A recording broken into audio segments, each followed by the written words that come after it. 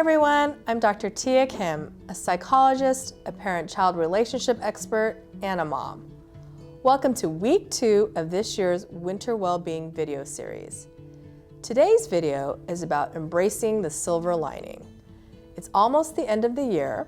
Some of us are struggling to accept how the pandemic has changed our work, or our goals, or the ways we can spend time with our family and others.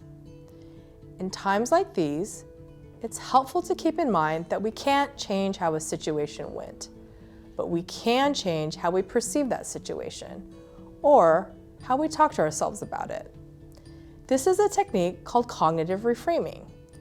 To help me talk about cognitive reframing and how you can use it, I'm joined by a very special guest, Karim Diaz.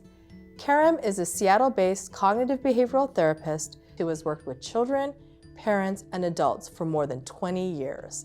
Welcome, Karim. Hi, Dia. I'm very glad to be here.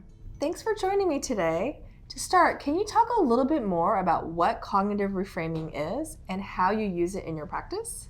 Yes, Dia, absolutely. Cognitive reframing is a psychological skill. It opens our mindset to a new point of view, looking at the situations from a different angle. And by doing that, if we can change our thoughts, then we will feel different and behave differently.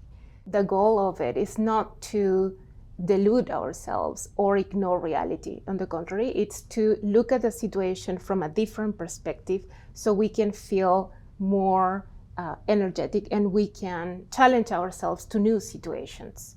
And in that sense, it's a very important skill nowadays that we have gone through very difficult times. For instance, parents and families have struggled a lot.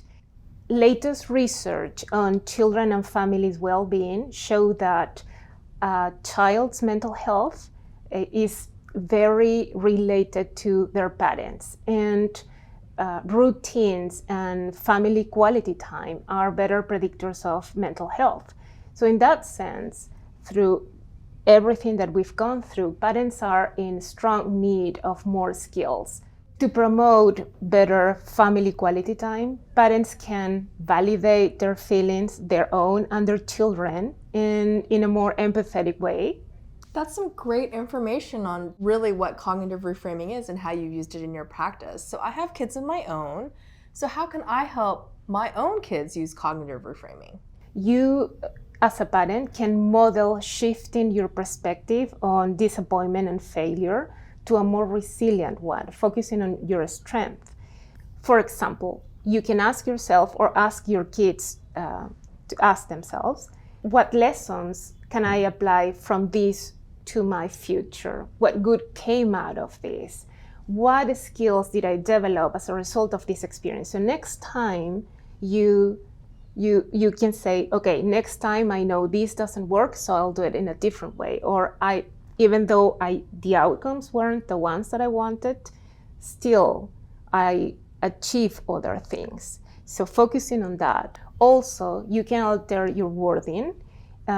If you hear yourself saying things like, oh, this is terrible, or it really didn't work, maybe you can challenge and cognitive reframe that phrase by saying, okay, this is a challenge. It's a challenge, and this is what I've learned from this. So it sounds like cognitive reframing is really about focusing on the positives.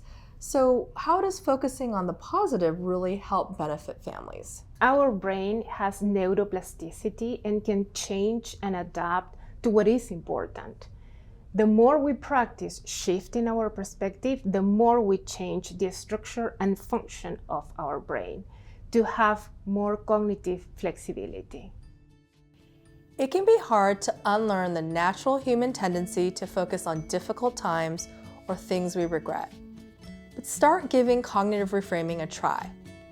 If thinking about this past year brings up feelings of disappointment, stop, repeat your thoughts, and see if there's a more positive way to think about all you were able to accomplish despite challenges. Things don't have to be perfect. Even small wins are wins. Remember to recognize the good stuff. You can even make a habit of it. For instance, write 5 things that you are grateful for each day. That's a great tip. Thank you so much for joining us today. And keep an eye out for next week's video where we'll start the new year with a conversation about how to set realistic and doable goals. Thank you for watching.